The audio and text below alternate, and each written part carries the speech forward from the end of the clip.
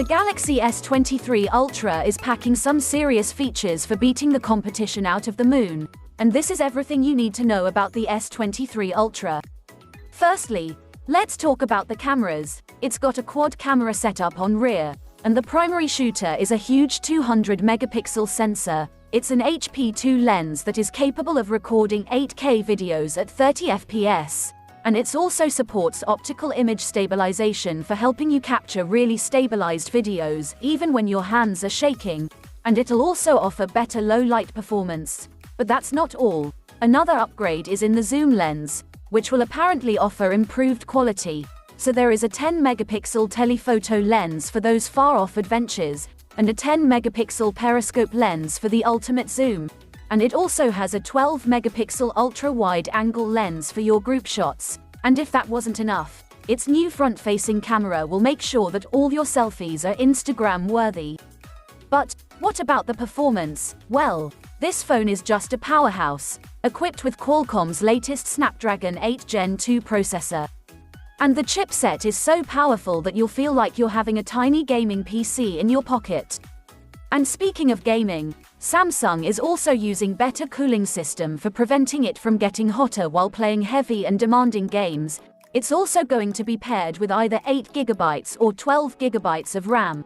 And let's not forget about the storage. You'll have your pick of up to 1TB of internal storage. But here's the twist. Samsung typically releases its popular Galaxy S series of phones in two variants, one for the US and South Korean market with Qualcomm Snapdragon chipset, and the rest of the world usually arrives with its underpowered Exynos chip.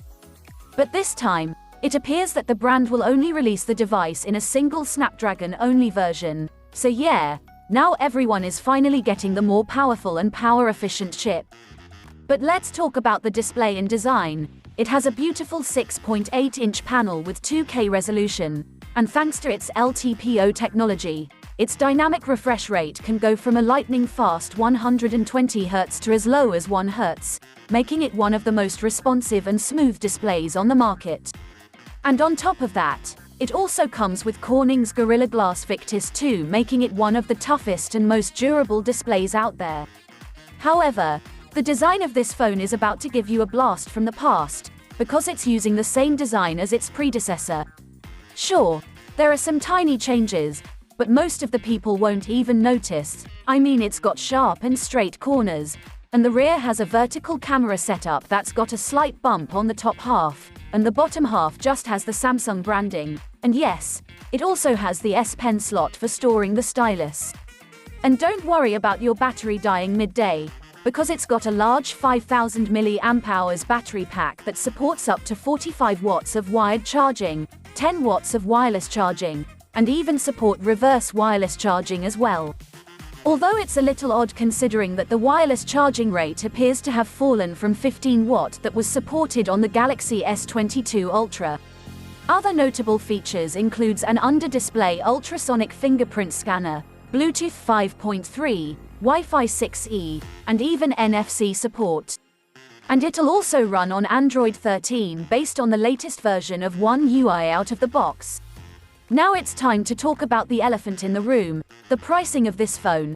Even though the S23 Ultra is said to have the same price point as its predecessor in the US market, it's still going to put a dent in your wallet. So listen closely. If your current flagship phone is still serving you well and has only been around for a year or two, there's no need to upgrade. Sure, the S23 Ultra may have some drool-worthy features, but is it really worth selling a kidney for?